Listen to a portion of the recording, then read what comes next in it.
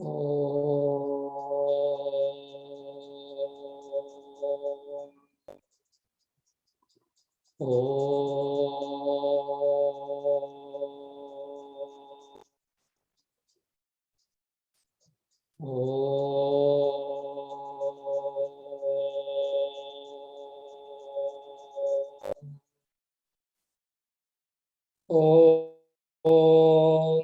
సహనా భవతు సహనౌ భునక్తు సహ వీర్యం కరవావహై తేజస్వినావధీతమస్తు మా విద్విషావహై. ఓం శాంతి శాంతి శాంతి. ఓం సమస్త జన కళ్యాణి నిరతం కరుణామయం నమామి చిన్మయం దేవం సద్గురుం బ్రహ్మ విద్వరం. హరి ఓం. స్వామిది ఒక భజన చేద్దాం. దిస్ ఈజ్ రిటన్ బై పూజ్య గురూజీ, స్వామి తేజోమణి. జయ శంకర అభయంకర, జయ శంకర అభయంకర, పరమేశ్వర ప్రళయంకర. జయ శంకర అభయంకర, పరమేశ్వర ప్రళయంకర. జయ శంకర. గౌరీవర గంగాధర, గౌరీవర గంగాధర, పాహి ప్రభో మాం కరుణాకరా. పాహి ప్రభో మాం కరుణాకరా.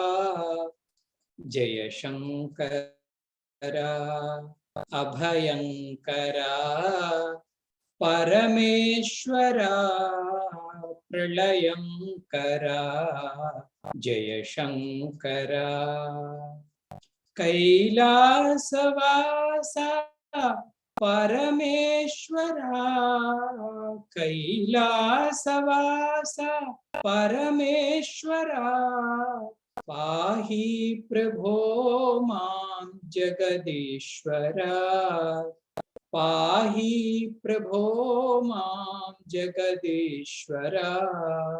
జయ శంకర అభయంకర, పరమేశ్వర ప్రళయంకర. జయ శంకర. జయ శంకర. జయ శంకర. ఓం హర హర నమః పార్వతీపతే. హర హర మహాదేవ. కాశీ విశ్వనాథ స్తోత్రం. స్వామి, స్తోత్రము అంటే ఏంటండి అంటే, మనం ఒకరిని పొగడటాన్ని స్తుతి చేయటము అంటారు. అదేంటి స్వామిజీ, జనరల్ గా ఎవరినైనా అనవసరంగా పొగడటం అది కొంచెం ఏదో తప్పు అని అంటుంటారు కదా, మరి ఇది ఓకేనా అంటే, విష్ణు సహస్రనామంలో భగవంతుడి యొక్క రూపమే స్తుతి అని చెప్తారు. ఒక రెండు మంత్రాలు. స్తుతి స్తోత రణప్రియ అంటారు నారాయణ. నారాయణుడంట అనేక రూపాలు ఉంటాయని మనం చూసాం. భగవత్ స్తుతి కూడా నారాయణ రూపం అంటారు. అందుకే పెద్దవాళ్ళు మనకి ఇది ఒక సాధన అని చెప్తారు. ప్రతిరోజు స్తోత్ర పారాయణ చెయ్యండి. ఆ స్తోత్రం ఇట్ సెల్ఫ్ నారాయణం, భగవంతుడు. స్తుతి స్తోత కూడా నారాయణుడి. మిగతా అప్పుడు మన నారాయణులు కామేమో నరులమేమో, కానీ భగవంతుడు స్తుతి చేస్తున్నప్పుడు మన స్వరూపం కూడా నారాయణ స్వరూపం. స్తుతి స్తోత రణప్రియ, మిగతా నామాలన్నీ వస్తాయి. కాబట్టి స్తుతి భగవంతుడి యొక్క రూపం, స్తుతి చేస్తున్నవాడు కూడా భగవంతుడి యొక్క రూపం. ఇది ఒకటి. రెండు, పెద్దవాళ్ళు ఒక నియమం పెట్టారు సాధకులందరికీ. ఏంటి స్వామీజీ ఆ నియమం అంటే, వర్షిప్ చేయవలసిన వాళ్ళని చేయకపోవడం, చెయ్యకూడని వాళ్ళని చేయటం రెండు తప్పేనండి. ఆధ్యాత్మిక మార్గం. కొంతమందిని మనం గౌరవించవలసిన అవసరం ఉంటది, వారి వారి స్థానాలని. సద్గురువు కానీ, భగవంతుడు కానీ, పూజ్యులు తల్లి తండ్రి ఇత్యాదులందరూ. వారిని వర్షిప్ చేయకపోతే తప్పు. అలాగే కొంతమందిని వర్షిప్ చేయకూడదు, వాళ్ళకి చేసేస్తాం మనం ఏవేవో స్వకామాలని ఆంక్షించి, అది కూడా తప్పే. ఇక్కడ లోకనాథుడిని స్తుతి చేస్తున్నాం కాబట్టి చెయ్యకపోతే తప్పు, చేస్తే తప్పు లేదు. కాబట్టి మనం ఆయన యొక్క స్తోత్రాన్ని చేయబోతున్నాం. ఎవరు స్తోత్రాన్ని స్వామీజీ చేయబోతున్నారు? ఈ స్తోత్రానికి కెప్టెన్ ఎవరు స్వామి అంటే కాశీ విశ్వనాథుడు అని. కాశీ విశ్వనాథుడు ఎవరు స్వామి? భగవాన్ శివ, పరమేశ్వరుడు, త్రినేత్రధారి జటాధారి అయినటువంటి మన ప్రియమైన శివుడు ఈ స్తోత్రానికి నాయకుడు. ఆయన యొక్క స్తుతి కాశీ విశ్వనాథ స్తోత్రం. స్వామీజీ, ఈ స్తోత్రం యొక్క ప్రాముఖ్యత ఏంటండి అంటే, ఈ స్తోత్రాన్ని రచించినది ఎవరో ఊహించండి.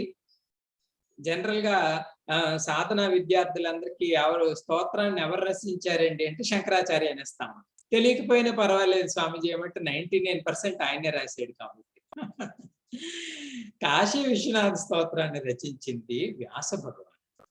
వ్యాస భగవానుడు స్వామి మీద స్తుతి చేశారు కాబట్టి దీని కంపోజర్, ఆథర్ ఎవరండి ఈ స్తోత్రానికండి అంటే భగవాన్ వేదవ్యాస. మరొక చిత్రం ఉందండోయ్, పూర్వీకుడు వేదవ్యాసులు, మా భగవాన్ వేదవ్యాస. ఆ తర్వాత శంకర భగవత్పాదుల యొక్క తరం వచ్చింది. సహజంగా శంకర భగవత్పాదులకు ఒక అలవాటు ఏంటండి అంటే, ఏ గుడికి వెళ్ళినా ఆ గుడి నాయకుడి పైన ఆయన స్తోత్రం రాస్తారు. మీనాక్షి గుడికి వెళ్ళినప్పుడు మీనాక్షి పంచకం, శ్రీరంగడు గుడికి వెళ్ళినప్పుడు రంగాష్టకం, శ్రీ వెంకటేశ్వర స్వామి గుడికి వచ్చినప్పుడు వెంకటేశ్వర అష్టకం. ఈ విధంగా ఆయన యొక్క సహజమైన హ్యాబిట్. ఎవరిది స్వామీజీ? భగవత్పాదులు శంకరాచార్య. అన్ని గుళ్ళు విజిట్ చేస్తూ శంకర భగవత్పాదులు కాశీని కూడా విజిట్ చేశారు. కాశీని విజిట్ చేసి ఆయన సొంతగా మరి ఇంకేం రాయలే, ఇంకేం కంపోజ్ చేయలే. మరి ఏం చేశారు స్వామి అంటే, వ్యాస భగవానుడు చేసిన స్తుతినే ఆ స్తుతితోనే ప్రేయర్స్ చేశాడట. ఇది పెద్దవాళ్ళని గౌరవించే విధానం. చూడండి, మనం నేర్చుకోవాలి భగవత్పాదుల్ని. Already he did it. ఆ మహాత్ముడు ఆల్రెడీ చేశాడు కాబట్టి నేను ప్రత్యేకంగా చేయను అని ఆయన కాశీ విశ్వనాథుడి పైన ఎటువంటి స్తుతి రాయల. కాశీ ఊరు మీద మాత్రం ఒక పంచకం రాశారు. కాశీ ఊరుకున్న ప్రత్యేకత ఏంటి అని కాశీ పంచకం అని అది వేరే రాశారు శంకర భగవత్పాదులు. కానీ విశ్వనాథుడి పైన ఆదిశంకరాచార్యులు రాసిన స్తుతే స్తుతి. క్లారిటీ వచ్చింది స్వామీజీ? బాగా. స్వామీజీ, కాశీ అనే పేరు ఉంది కదా, ఆ పేరు ఎలా వచ్చిందండి అంటే చదువుకునే పద్ధతి మనకి ఎలా టీచ్ చేస్తారో చూడు. కాశీ అనే పదం అంటండి కాష్ అనే సంస్కృత ధాతువు నుంచి వచ్చింది. కాష్. కాష్ అంటే ఏంటి స్వామి అంటే, కాష్ అంటే ప్రకాశము.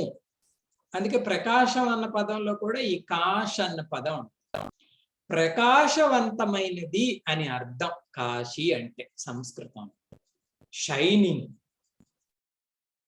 ప్రకాశవంతమైనది కాశీ. అయితే స్వామీజీ, ప్రకాశవంతమైన అన్నింటికీ కాశీ అనొచ్చా అండి అంటే అనొచ్చండి. పూజ్య గురుజీ అంటారు, మన దగ్గర ఏమున్నాయి స్వామి ప్రకాశవంతమైనవి అంటే, ఒకటి మన శరీరం. మన శరీరాన్ని కూడా కాశీ అనొచ్చండి. ఎందుకు స్వామి అంటే ఇది చైతన్యవంతమైన శివస్వరూపం.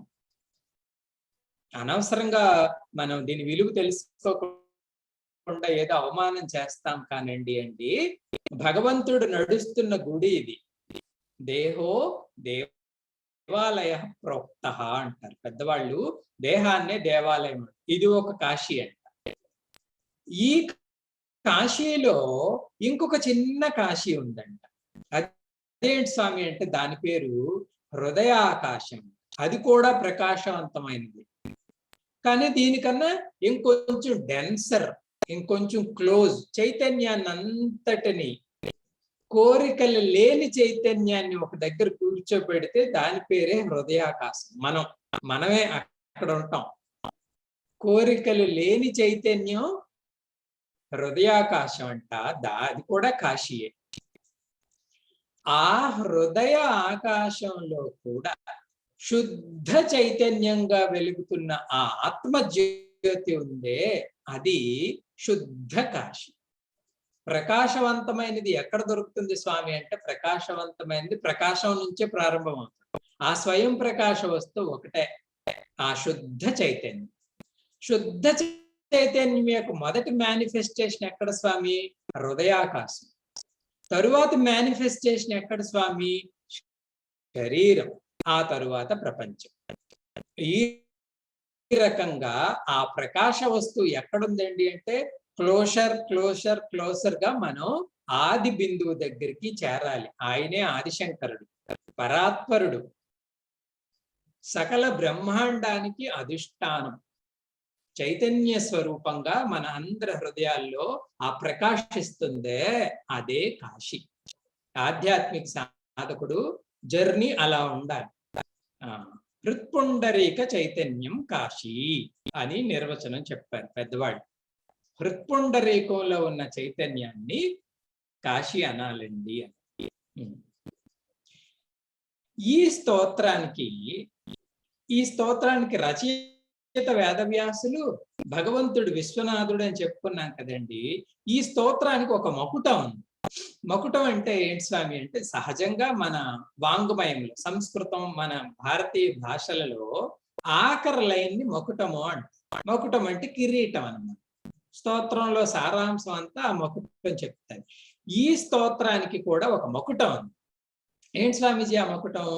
వారాణసీ పురపతిం భజ విశ్వనాథం. ఆ లైన్ రిపీట్ అవుతూ ఉంటది.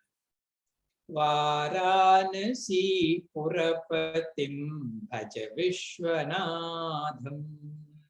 ఆ రకంగా మనం చదువుతాం. స్వామిజీ ఇందాక కాశీ అని ప్రారంభించారు, ఇప్పుడు ఇంకొక పేరుతో వచ్చారు ఏంటండి అంటే, ఇప్పుడు మనం వచ్చిన పేరు ఏంటండి అంటే వారణాసి. రెండు పేర్లు ఒకటే, కానీ వ్యాస భగవానుడు ఉపయోగించిన ఊరు పేరు ఏంటి స్వామి అండి అంటే వారణాసి. ఆ గ్రామానికి వారణాసి అనే పేరు ఎందుకు వచ్చింది స్వామి అంటే, అనాది కాలంలో ఈ పట్టణంకి చుట్టూ రెండు నదులు ప్రవహించేవంట. ఇటువైపు నుంచి ఒక నది, ఇటువైపు నుంచి ఒక నది. ఒక నది పేరు వరుణ, ఇంకొక నది పేరు అసి. రెండు నదులు. ఒక నది పేరు వరుణ, ఇంకొక నది పేరు అసి. ఈ రెండు నదుల మధ్య ఈ గ్రామం ఉంది కాబట్టి ఆ గ్రామానికి వారణాసి అనే పేరు వచ్చింది. వరుణ, అసి అనే పుణ్య నదులు పూర్వంలో ప్రవహించేవి, పాయలు అన్నమాట. ఈ గ్రామం దగ్గర అలా ఈవెన్ కొన్ని పుణ్యక్షేత్రాల్లో, శ్రీరంగపట్టణంలో కూడా అంతే. శ్రీరంగపట్టణం ద్వీపం మధ్యలో ఉంటది. కావేరీ నది రెండు భాగాలుగా విడిపోయి రెండు పేర్లతో స్వామికి ప్రదక్షిణం చేసుకుని వెళ్ళిపోతుంది అనమాట అమ్మ కావేరి. ఇక్కడ కూడా ఈ రెండు నదులు స్వామికి ప్రదక్షిణం చేసుకొని వెళ్ళిపోయి, వరుణ, అసి అన్న రెండు. ఆ రెండు నదులు ప్రవహించబట్టే ఈ గ్రామానికి వారణాసి అని పేరు వచ్చింది.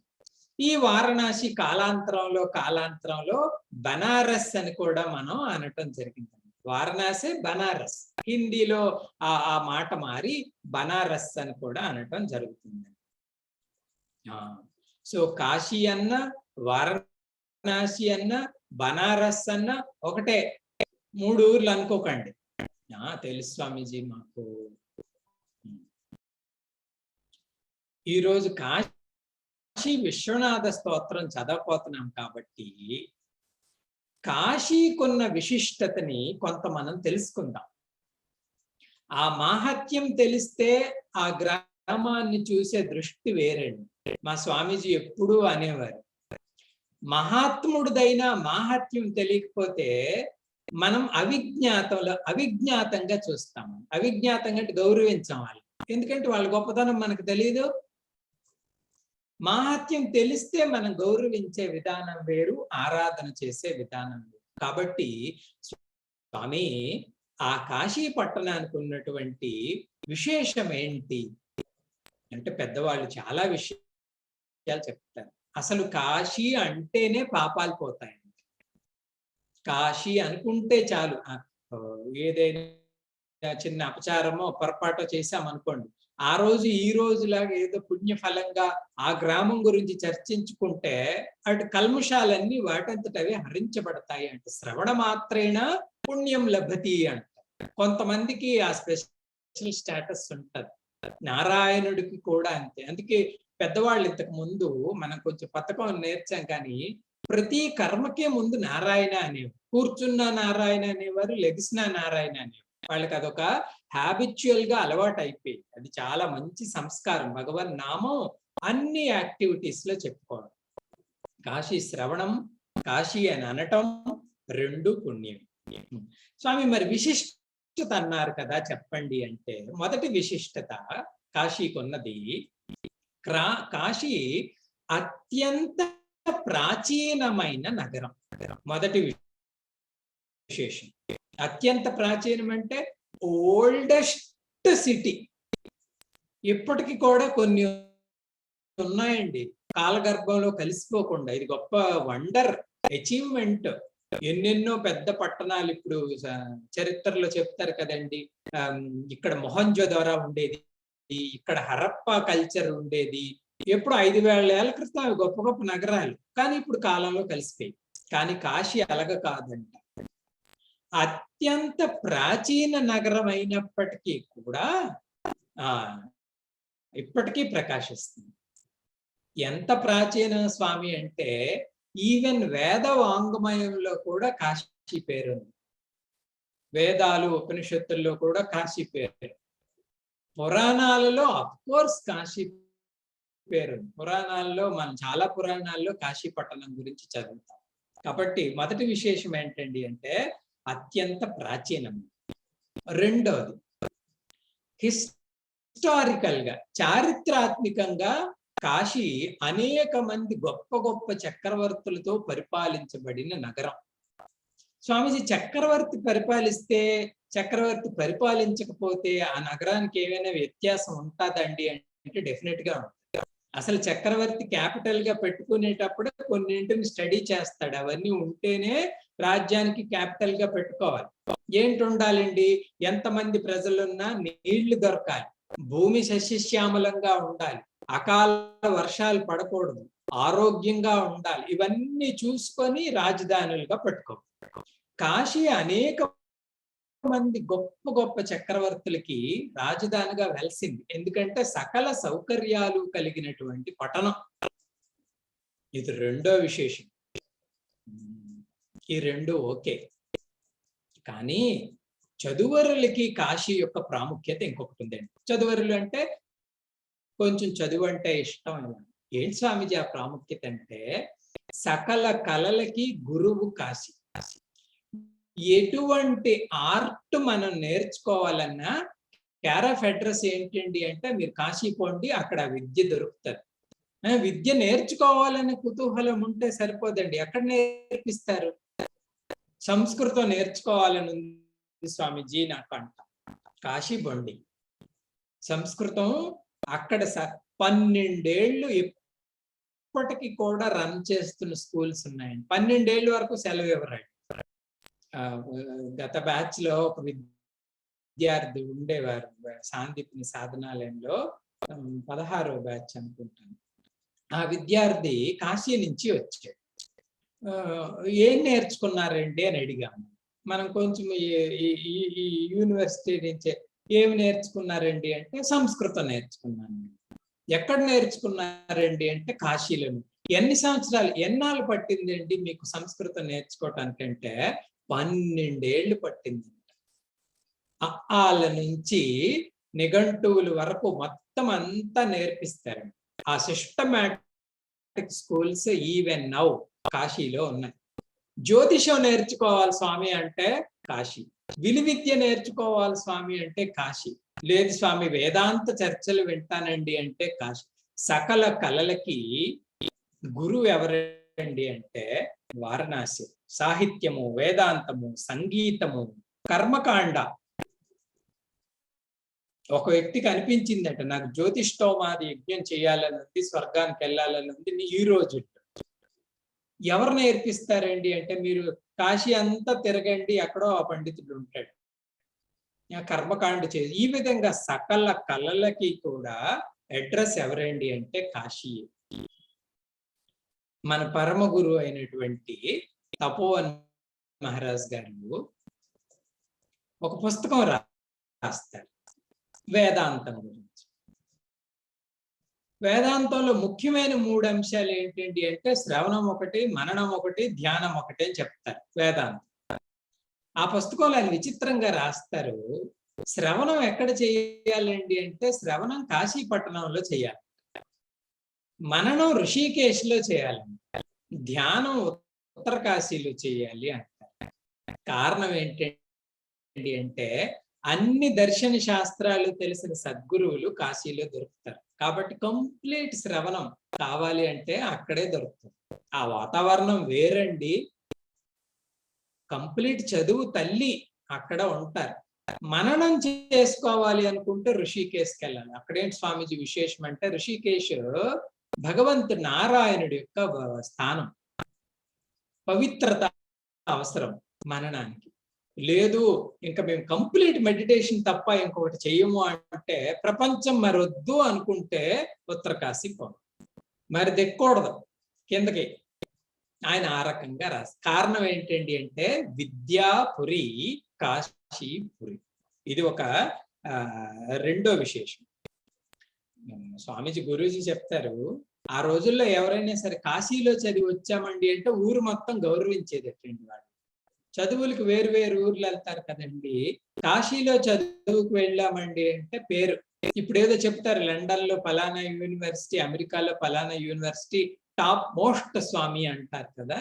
కాశీకి ఆ విద్యానగరిగా పేరు. భారత స్వాతంత్ర సంగ్రామంలో కూడా అనేక మంది మహాత్ములు అనేక రకాలుగా భారతదేశాన్ని మళ్ళీ డెవలప్ చేయడానికి ట్రై చేశారు.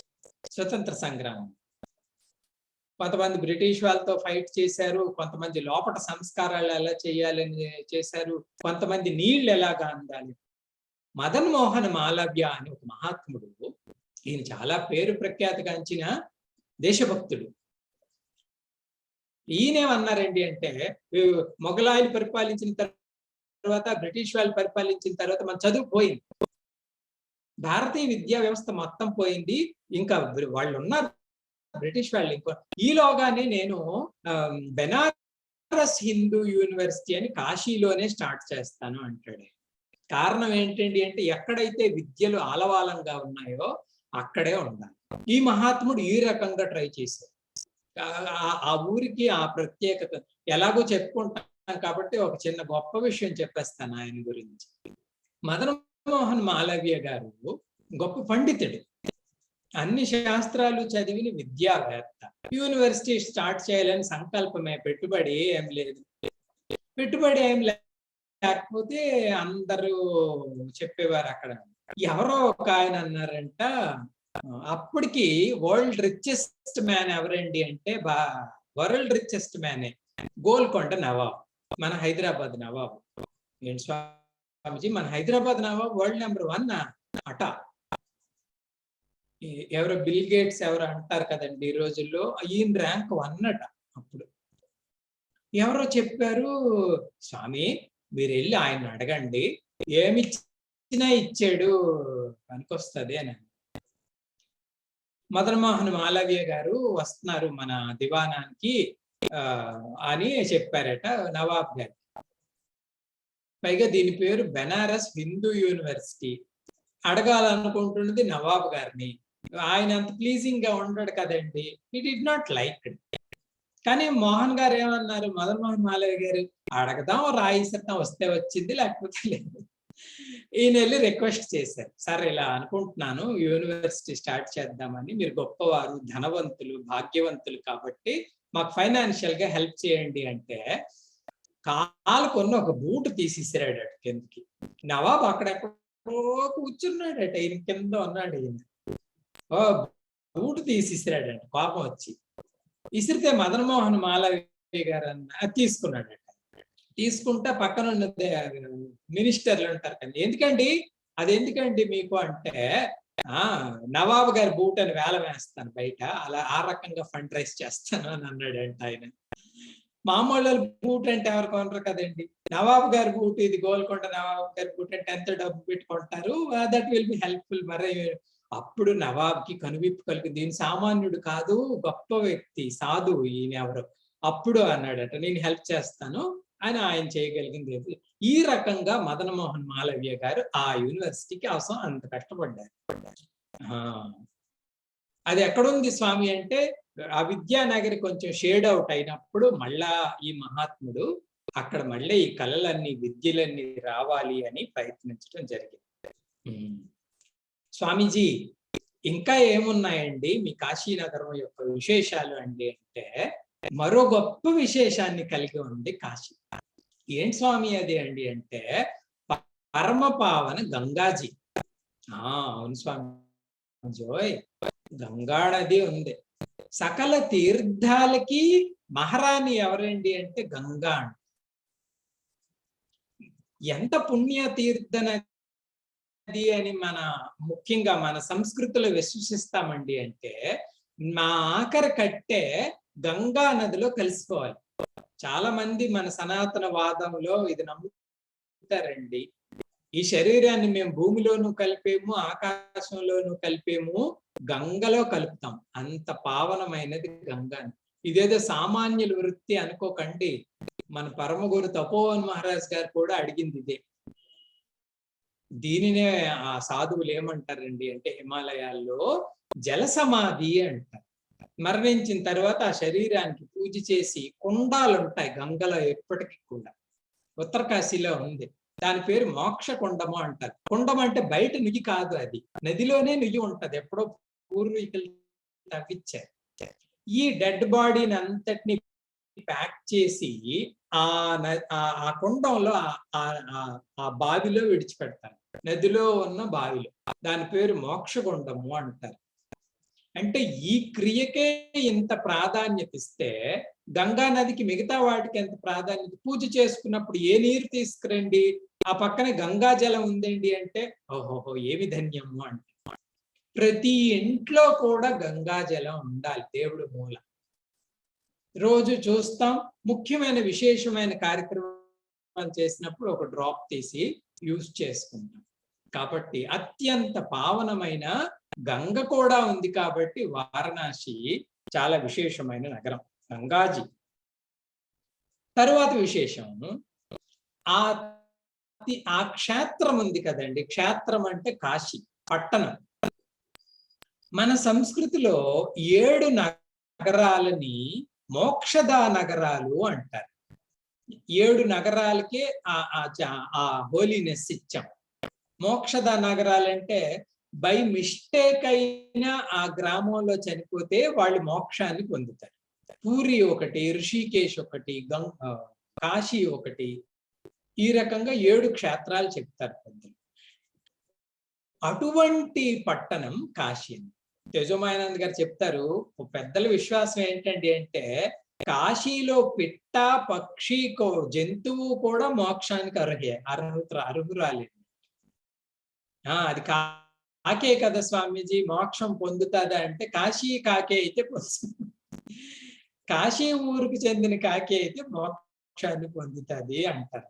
ఏం స్వామి ఆ విశేషం అంటే, చాలా మంది చెప్తారు ఏంటండి అంటే, శివుడు ఒక ప్రామిస్ చేశాడంట సాధకులకి పర్సనల్ గా. ఏంటండి అంటే, నా ఊర్లో కానీ ఎవరైనా అంతిమ శ్వాసను విడిచిపెడితే ఆఖరి క్షణంలో వారి చెవిలో నేను మోక్ష మంత్రాన్ని చెప్తాను. That will release their bondages. అది వాళ్ళ బంధాలని విముక్తి చేసేస్తుంది అంట. ఏంటి స్వామి మోక్ష మంత్రం అంటే రామ అంటాడట వచ్చి. అందుకే రామనామాన్ని తారక మంత్రము అంటారు. అందుకే ఎవరైనా ఇళ్ళల్లో ఎవరైనా చచ్చిపోయినా రామ రామ రామ రామ అంటే ఆ పావనం అవుతుంది ఆ ఆత్మ అనేది మన విశ్వాసం. కాబట్టి మోక్షదా నగరిలో 7 కాశీ ఒకటి. తులసి రామాయణంలో విశేషంగా వర్ణిస్తాడు స్వామి కాశీ పట్టణానికి ఉన్నటువంటి కీర్తి ఏంటో. ఇంకా ఏమున్నాయి స్వామి మన ఊరు విశేషాలండి అంటే, మన సంస్కృతిలో గొప్ప వాళ్ళైన గురువులు వారు వసించినది కాశీలోనే, టీచింగ్ చేసింది కాశీలో. ఎవరెవరు స్వామి అంటే వేదవ్యాసుడు మొట్టమొదట గురు టీచింగ్ ఎక్కడ చేశారు స్వామి? ఆయన స్కూల్ ఎక్కడ స్వామి అంటే కాశీలోనే. తరువాత శంకర భగవత్పాదులు. శంకర భగవత్పాదులకి గోవిందాచార్యులు ఇన్స్ట్రక్షన్ ఇస్తారు. ఏంటి స్వామీజీ అండి అంటే, నువ్వు కాశీకి పో, అక్కడ వర్క్ స్టార్ట్ చేయండి. మన ఊర్లో అందరమీ పండితులమే అండి కదండి. ఆ సమాజం ముందుకెళ్ళినప్పుడు తెలుస్తుంది మన యొక్క స్థాయి ఎంతో, శక్తి ఎంతో. ఫైటర్ ముందుకెళ్ళి ఫైట్ చేస్తాననాలి తప్పించి చిన్నపిల్లల ముందు అందరమీ ఫైటర్స్మే. కాశీకి వెళ్ళేది శంకర భగవత్పాద్. తులసీదాస్ గారు వారి యొక్క టీచింగ్, రైటింగ్, వర్క్ అంతా కూడా కాశీలోనే ఆయన చేస్తారు. ఈవెన్ దో కాశీ పండితులు అంతగా ఆయన మొదట్లో గౌరవించలేదు. ఆయన అవమానాలకి, కష్టాలకి గురి చేసినప్పటికీ కూడా వారికి నచ్చేది కాదు. ఎందుకంటే వాళ్ళు హై స్టాండర్డ్ పోయట్స్, అంతా సంస్కృతంలోనే ఉండాలి, అంతా దివ్య భాషలో ఉండాలి అనేవారు. ఈయనేమో గ్రామీణ భాషలో తులసి రామాయణం రాస్తే వాళ్ళకి నచ్చక బాయ్కట్ చేశారు. దీన్ని రామాయణంగా మేము గుర్తించము అన్నారు. గుర్తించము అంటే ఈయనంటాడు, లేదు సారు, ఇది ఆదిదేవుడే నా కల్లో కనిపించి చెప్పాడు ఈ వర్క్ ఇలా చేయమని. అంటే ఏంటి ప్రూఫ్ అంటే, ఆయన్నే అడగదాం పదండి అంటాడు తులసిదాస్. ఆయన గర్భగుడిలో పెట్టి ప్రార్థన చేసి బయటకు వస్తారట పండితులు, తులసిదాసు అందరూ. తెల్లవారు చూసేసరికి ఆ తులసి రామాయణం పైన సాక్షాత్తు శివుడు రాశాడంట. ఏంటి స్వామీజీ రాశాడండి అంటే, సత్యం శివం సుందరం అని ఆయన సిగ్నేచర్ చేశాడట. ఓం నమః శివాయ. అంత గొప్ప గొప్ప మహాత్ములందరూ కూడా వారి విద్యా బోధన చేసింది కాశీ పట్టణంలోనే. మనమేదో అనుకుంటాము పాత రోజులు స్వామీజీ, ఆ రోజుల్లో ఇంత పాపులారిటీ ఉందా అంటే, పెద్దవాళ్ళు చెప్తారు, తులసీదాసు గారు గంగా తీరంలో రామాయణ ప్రవచనం చెప్పేవారట ప్రతిరోజు సాయంత్రం. తులసీదాస్ గారు గంగా తీరంలో రామాయణ ప్రవచనం చెప్తే 1,00,000 జనం వచ్చేవారటండి. అంటే ఆయన ఎంత పాపులరో చూడండి. 1,00,000 మంది వచ్చి కూర్చునేవారట గంగా తీరంలో. He uses to give discourse on Tulsi రామాయణం. మధుసూదన సరస్వతి గారు కూడా కాశీ పండితులే. ఆయన తులసీదాస్ గారి సమకాలీని. ఆయన మహావిద్యావేత్త, వేదాంతి, కృష్ణ భక్తుడు, గొప్ప తాత్విక. అద్వైతానికి శంకరాచార్య తర్వాత నార్త్ ఇండియాలో ప్రామాణికమైన గురువు ఎవరండి అంటే మధుసూదన సరస్వతి గారే అని చెప్తాను. ఆయన ఆ ఊరి నుంచి వచ్చిన ఆయన. మనం భగవద్గీతలో చదువుతున్న పార్థాయ ప్రతిబోధిత ఆయన రాసినవే. కొంతమంది చెప్తారు ఆ టైటిల్స్ 18 ఆయన పెట్టినవే, మకుటం కూడా ఆయన పెట్టింది. అంత చదువరి, ఆ అథారిటీ ఉంది. ఆయన పెడితే ఎవరేమో అనలే, మనం పెట్టమనండి ఒప్పుకోరుగా. ఆ పాండిత్యము, ఆ గౌరవము, ఇటువంటి గొప్ప గొప్ప గురువులందరూ కూడా వారణాసి నగరం నుంచి వచ్చిన వాళ్ళు. ఇవన్నీ దొరుకుతాయండి అక్కడ. స్వామీజీ కరెక్ట్ స్వామీజీ. మరి ఇవన్నీ ఉన్నాయి కదా, వీటికన్నా గొప్ప విశేషమైనది ఏమైనా ఉంది స్వామి అంటే, అసలైనదే వదిలేశాం. శరీరానికి హృదయం ఎలాగో కాశీకి విశ్వనాథ భగవంతుడు. అది ఊరంతా చూసాం స్వామీజీ, పండితులను చూసాం, గొప్ప వాళ్ళని చూసాం, గొప్ప గొప్ప శాస్త్రాలు చూసాం. గ్రామ కెప్టెన్ వదిలేసి వచ్చే బోధురు ఆయనే విశ్వనాథుడు. నమ్మిన వాళ్ళది నమ్మకం. ఈ కాశీ అటండి పరమేశ్వరుడి యొక్క ఓన్ విలేజ్ అంటారు. అనేక మంది చక్రవర్తులకు అనేక పట్టణాలు ఉన్నట్టుగా పరమేశ్వర నీ ఊరు ఏదేంటి అంటే మా ఊరు కాశీ అంటాడు. ప్రళయం వచ్చినప్పుడు కూడా అనంత ప్రళయం వచ్చి భూమండలాన్ని ముంచేస్తే స్వామి ఒక కర్ర పట్టుకొని నిలబడతాడు కాశీలో. చెప్తారు పురాణాలు. ప్రళయం వస్తే ఒక్క గుద్దుతాడంటే ఇలా భూమికి, మళ్ళీ వెనక్కి వెళ్ళిపోతాడు. ఆ ఊరికి మాత్రం ప్రళయం రాదు అంటే it is my own village, ఇది నా సొంత గ్రామము అని పరమేశ్వరుడు క్లెయిమ్ చేసినటువంటి పురం వారణాసీపురం. ఆ వారణాసీపురానికి అధ్యక్షుడు విశ్వనాథ భగవంతుడు. ఆయన యొక్క స్తుతే కాశీ విశ్వనాథ స్తుతి. స్వామీజీ ఎందుకు స్వామీజీ చదవాలండి అంటే, మనం ఎప్పుడు చదువుతామో అప్పుడు లెర్నింగ్ వస్తుంది. గురుజీ చెప్తారు ఎప్పుడు ఉత్తుత్తి మాటలు వెనకండి, చదవండి. చదివితే మనం నేర్చుకుంటాం. నేర్చుకుంటే ఏమొస్తుంది స్వామి అంటే, నేర్చుకుంటే జ్ఞానం వస్తుంది. Studying leads to learning, learning leads to knowing. ఆయన గురించి తెలుసుకున్నాం అనుకోండి, నోయింగ్ అయింది అనుకోండి, తర్వాత ఏమవుతుంది స్వామి అంటే ఆయన్ని ఏ రకంగా చేరుకోవడమో తెలుస్తుంది. That is the final reaching. చదివాం, తెలుసుకున్నాం, ఫైనల్ గా ఆయన్ని చేరాలి అంటే ఈ శ్రవణ సాధనే సహకారం చేస్తుంది. కాబట్టి మనందరం స్వామి గురించి శ్రవణ సాధన చెయ్యాలి. కాశీ విశ్వనాథ స్తోత్రం మీ దగ్గర ఉంటుంది, లేదంటే వివిధ స్తోత్రాన్ని అనే ఒక పుస్తకం మన చిన్మయ మిషన్ది ఉంది. ఈ వివిధ స్తోత్రాన్ని పుస్తకంలో అయితే పేజీ నెంబర్ ఎంత స్వామి? కాశీ విశ్వనాథ స్తోత్రం పేజీ నెంబరు 117 విశ్వనాథ అష్టకం అనే పేరుతో ఉంటుంది.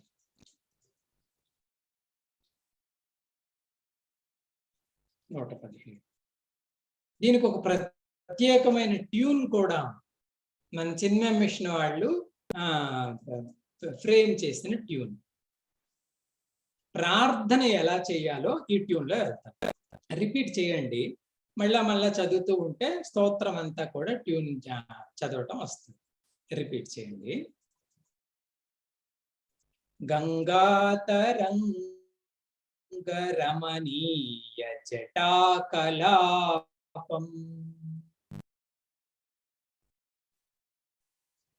గౌరీ నిరంతర విభూషిత వామభాగం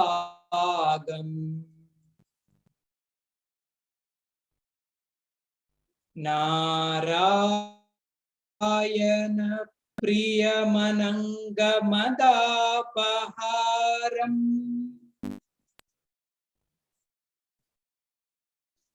వారాణసీపురపతిం భజ విశ్వనాథం. వారాణసీపురపతిం భజ విశ్వనాథం.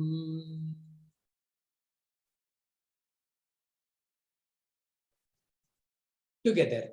గంగాతరంగ రమణీయ జటాకలాపం గౌరీ నిరంతర విభూషిత వామభాగం నారాయణ ప్రియమనంగమదాపహారం వారాణసీపురపతిం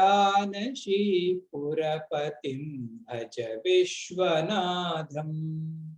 వారాణసీపురపతిం భజ విశ్వనాథం. వారాణసీపురపతిం భజ విశ్వనాథం. ఈ రకంగా 4 లైన్లతో కూడిన శ్లోకాలు ఇవన్నీ. చదువు పరంగా ఎప్పుడైనా ఏదైనా శ్లోకాన్ని మనం అర్థం చేసుకోవాలనుకోండి, లేదా ఎవరికైనా చెప్పాలి అనుకోండి, మనం ఫస్ట్ ఏం క్యాచ్ చేయాలి స్వామీజీ ఆ శ్లోకంలో అంటే వెర్బ్ని క్యాచ్ చేయాలి. క్రియాపదం. వెర్బ్ క్రియాపదం అంటే ఇది చెయ్యండి అని ఆ శ్లోకం ఒకటి చెప్తాది. మరి ఈ శ్లోకంలో వెర్బ్ ఏంటి స్వామి? క్రియాపదం చెప్పండి. ఈ కంప్లీట్ శ్లోకంలో వెర్బ్ ఏంటండి అంటే, బాలవిహార్ పిల్లలు అయితే అండి నేను ఇలా అడిగితే ఏదైనా ప్రశ్న వెంటనే చాట్ బాక్స్ లో వాళ్ళకి తెలిసిన ఆన్సర్ పెడుతుంటారు వీళ్ళు. ఇందులో వెర్బ్ ఏంటి స్వామి అంటే భజ. భజ ఇది క్రియాపదం. ఇది చేయమంటున్నారు కవి మనల్ని. స్వామీజీ భజ అంటే ఏంటండి అంటే, భజ అంటే యు లవ్, ప్రేమ, భక్తి, పూజ, వీటన్నిటినీ కూడా భజ అంటాం. భజ గోవిందం భజ గోవిందం అని చదివాం అక్కడ కూడా. ఇవేంటి స్వామీజీ? హృదయంతో చేయవలసింది. భక్తి, పూజనం, ప్రేమ. ప్రేమ లేదా అనురక్తి అని కూడా అనొచ్చు. హృదయంతో చేయవలసిన క్రియ. అలాగే భజకి ఇంకొక ధాతు అర్థం ఉంది. అదేంటి స్వామీజీ? భజ అంటే నో, యు నో, నువ్వు తెలుసుకో. యు గెయిన్, నువ్వు సంపాదించు. భజకి 2 పేర్లు. ఇది ఏ ఇన్స్ట్రుమెంట్ తో చేయాలి స్వామి అంటే బుద్ధితో చేయాలి. బుద్ధితో భజ ఏంటి స్వామి అంటే మనం దాన్ని అర్థం చేసుకోవాలి. ఆ అర్థం చేసుకునేది ఎంతవరకు వెళ్ళాలండి అంటే యు గెయిన్ అంటే ఆ జ్ఞానం ఇక్కడ స్థిరపడాలి. అది మన జ్ఞానం కావాలి. అది కూడా భజనే. మూడవది భజ అంటే సేవ. భజ సేవాయాం అంటది నిఘంటు. భజకి 22 అర్థాలు ఉన్నాయంట. మొట్టమొదటే చెప్పింది ఏంటండి అంటే భజ సేవాయాం అంట. భజ అంటే సేవ. ఇది ఎవరితో చేయాలి స్వామి? శరీరంతో. ఈ రకంగా హృదయంతో చేయవలసిన కర్మ, బుద్ధితో చేయవలసిన కర్మ, కాయంతో చేయవలసిన కర్మని స్వామి చెబుతున్నారు భజ. ఎవరికి చెప్తున్నారు స్వామి? గురువు గారు చెప్తున్నారు, బానే ఉంది. ఎవరికి చెప్తున్నారండి అంటే అక్కడ ఆయన ఎలా రాశారు?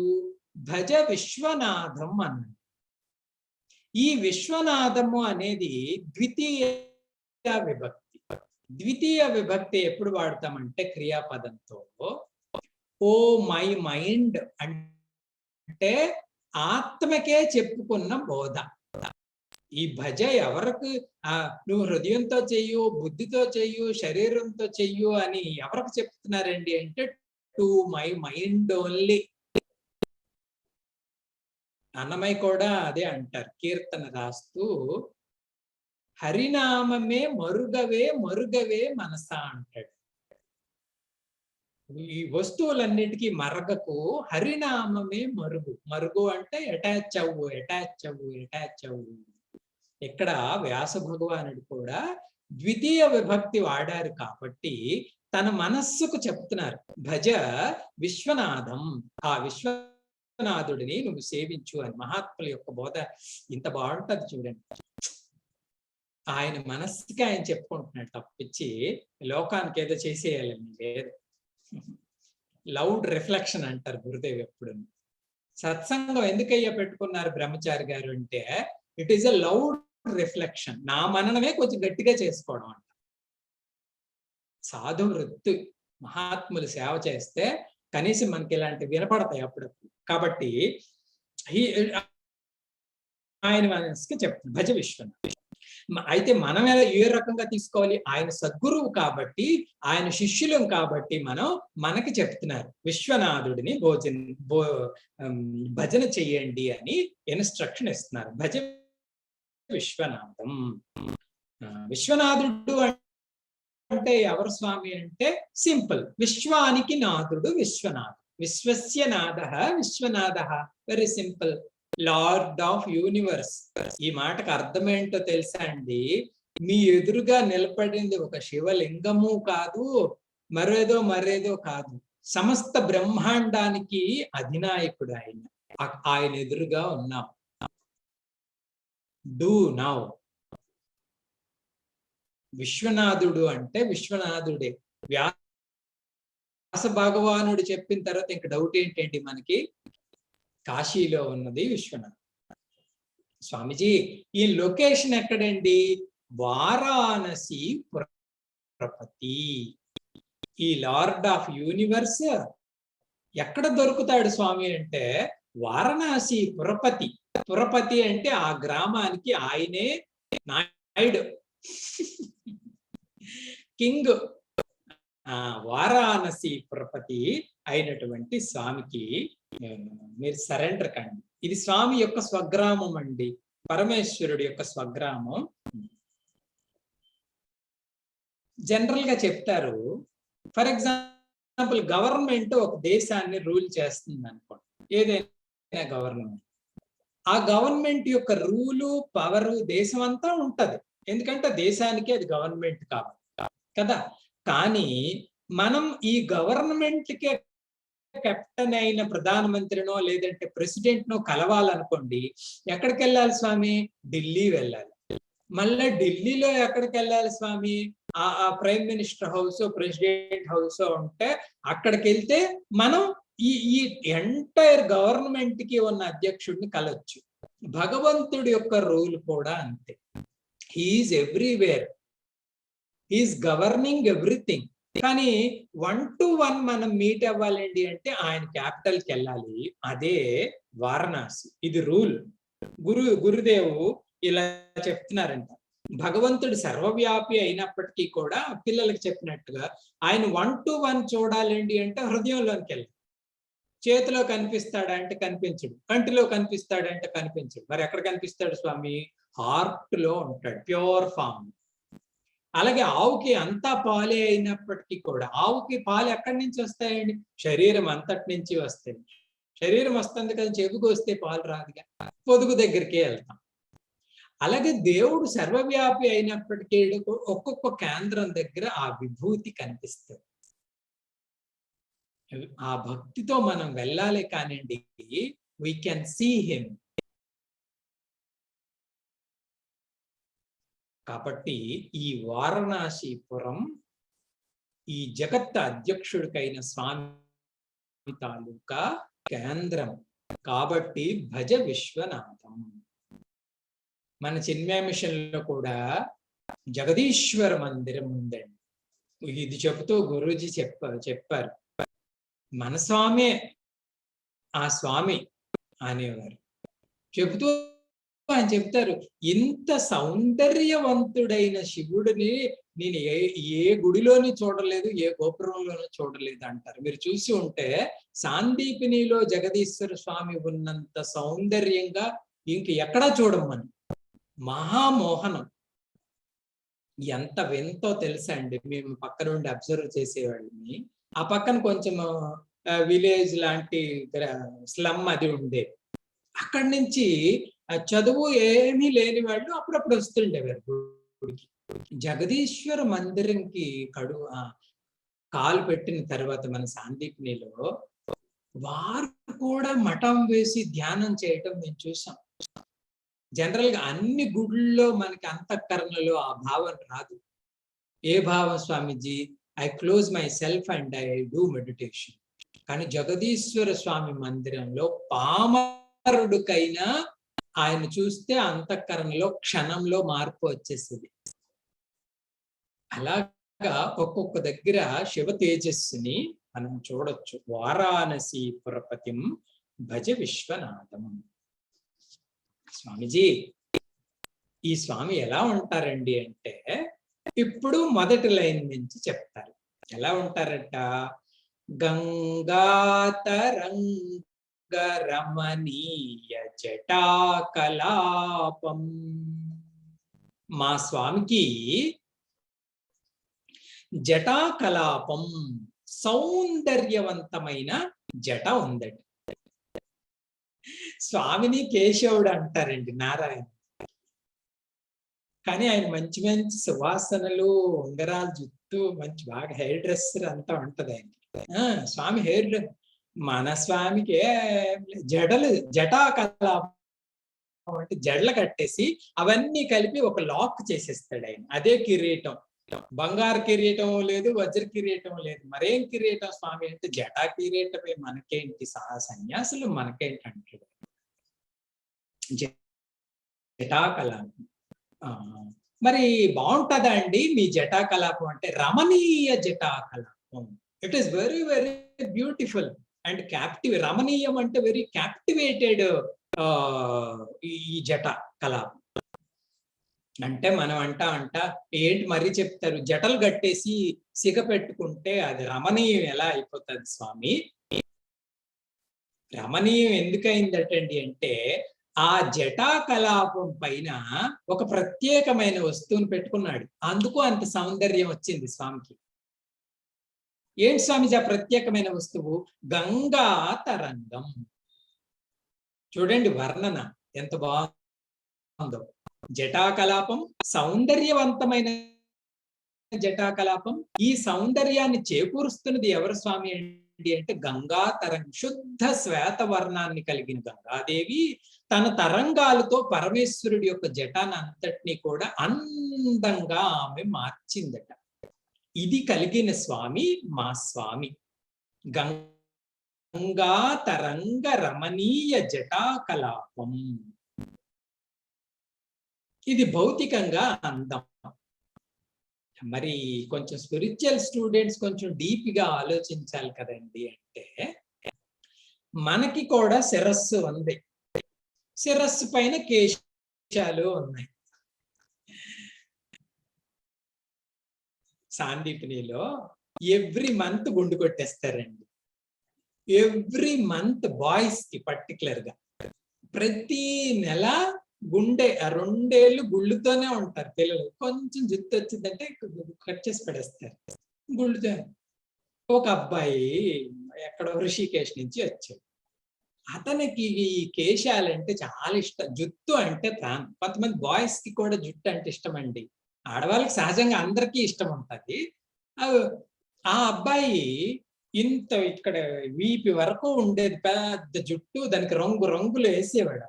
Blue colour, yellow colour. Student అయినా ఆ రోజు మొదటి మంతే. పాపం ఆయన బ్యాడ్ లక్, ఆ రోజు ఆశ్రమంలో గురూజీ ఉన్నారు. జనరల్గా ఎప్పుడు ఆయన పర్టికులర్ టైంలో కొంచెం టైంలోనే ఉంటారు. Use to travel that time. So నెల వచ్చింది, ఆఫీస్ మేనేజర్స్ అన్నారు గుండు కొట్టాల్సిందే అని. సమస్య లేదు, ముట్టుకున్నారంటే ఒప్పుకొని అంటాడు ఈ పిల్లడు.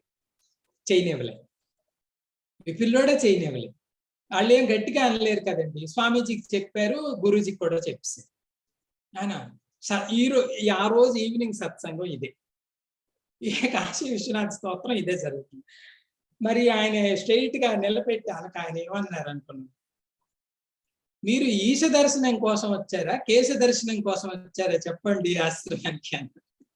కేశ దర్శనం అంటే బ్యూటిఫుల్ హెయిర్స్ కావాలా మీకు, ఈశ్వరుడు కావాలి. ఈశ దర్శనం కోసం వచ్చారా, కేశ దర్శనం కోసం వచ్చారా అంటే అందరికీ అర్థమైంది, వీడిని టార్గెట్ చేస్తారు అని.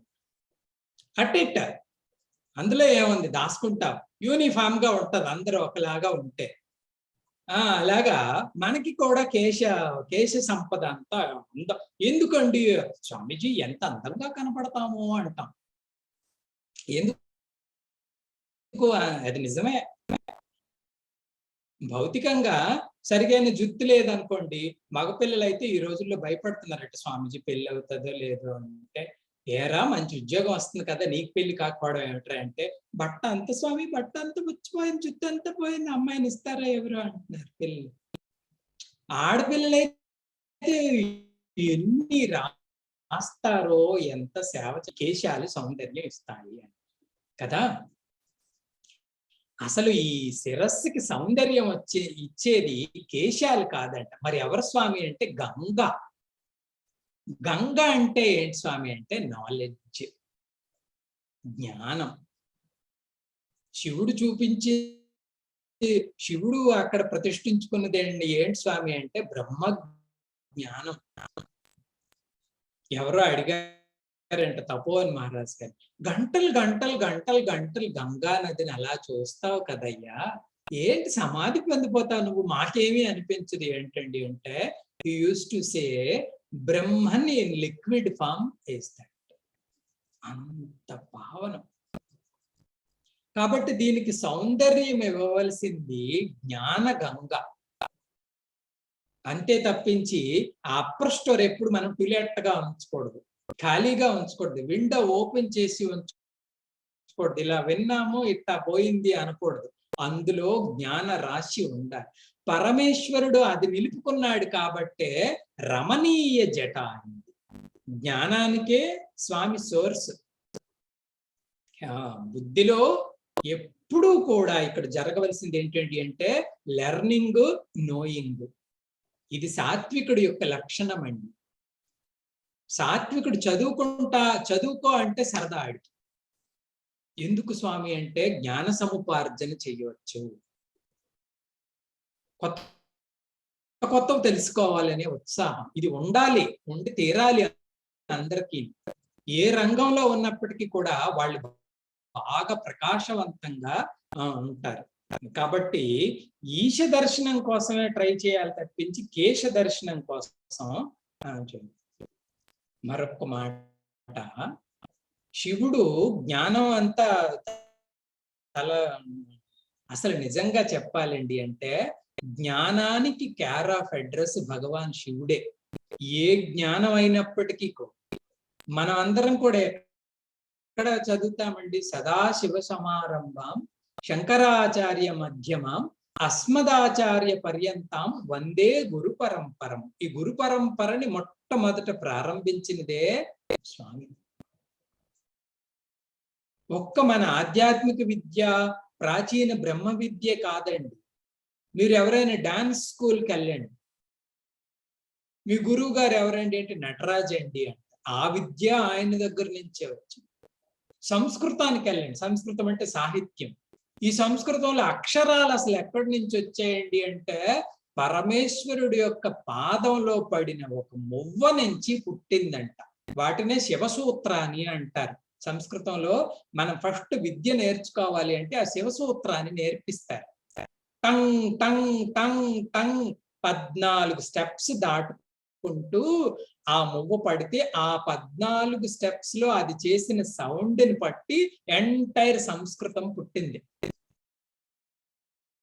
సరిగమలు ఎక్కడి నుంచి పుట్టాయి స్వామి అంటే స్వామి పదకింకిని నుంచి. నృత్యం, గ్రేట్ డాన్సర్. సమస్త విద్యలకి ఆది గురువు పరమేశ్వరుడు. ఆవిడే ఆ సమస్త విద్యా బిందువే గంగ. ఇంకా అంతకన్నా శోభాయమానమైన జట ఏముంటది? నిత్య పూజ్యుడు. నిత్యము మనం గౌరవించవలసింది ఎవరిని స్వామి అంటే విద్యావంతుడు. అందుకే మాస్టర్ గారు వస్తే రాజు అయినా నిలబడాలి, పక్కన నిలబడి కాలుకు దండం పెట్టాలి, ఎందుకంటే ఆయన గురువు. గంగాతరంగ రమణీయ జటాకలాపం. పరమేశ్వరుడు మొదటి గురువు, మనందరికీ గురువు ఆయన. గురు స్వరూపం, గురు స్థానం. దక్షిణామూర్తి మీడే. వేదాంతం ఎప్పుడు స్వామిజీ టీచ్ చేశారండి అంటే దక్షిణామూర్తి స్తోత్రంలో టీచ్ చేశారు. దక్షిణామూర్తి గురువుగా వేదాంతానికి, మిగతా అన్ని శాఖలకి కూడా ఆయన. మిగతా స్వామి గౌరీ నిరంతర విభూషిత వామభాగం. స్వామి యొక్క వామభాగం. వామభాగం అంటే లెఫ్ట్ సైడ్. విభూషితం, విభూషితం అంటే అలంకరింపబడి పెట్టుకుంటాడు. పరమేశ్వరుడు యొక్క వామభాగాన్ని అలంకరించబడి ఎవరితో స్వామి అలంకరించబడి పెట్టుకుంటారు? నిరంతరం గౌరీ. నిత్యము కూడా గౌరీదేవిని తన యొక్క వామభాగంలో అలంకరించుకొని ఉంచుకుంటాడట స్వామి. గురుజీ ఎప్పుడు చెప్తారు, మీ యొక్క హృదయం ఏ వైపు ఉంటుందండి అంటే వామభాగంలో అండి అంటే. లెఫ్ట్ సైడ్ కదండి మన హృదయం ఉంటుంది. ఆ హృతస్థానం భార్యకి ఇవ్వాలి. అందుకే వాళ్ళిద్దరిని ఆది దంపతులు.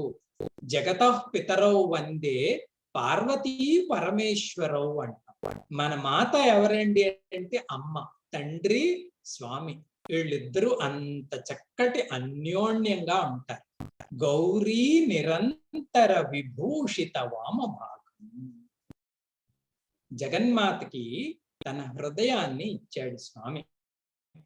స్వామిజీ, మరి గౌరీ అమ్మ, గంగా అమ్మ గురించి చెప్పాం కదా, గౌరీ అమ్మ ఎవరు అంటే ఆమె గురించి రేపటి సత్సంగంలో చూద్దాం. రేపు మళ్ళీ 10:30కి మన విశ్వనాథ స్తోత్రం ఉంటుంది. ఓం పూర్ణమదః పూర్ణమిదం పూర్ణాత్ పూర్ణముదచ్యతే పూర్ణస్య పూర్ణమాదాయ పూర్ణమేవావశిష్యతే. ఓం శాంతి శాంతి శాంతి. హరి ఓం. శ్రీ గురుభ్యో నమః. హరి ఓం.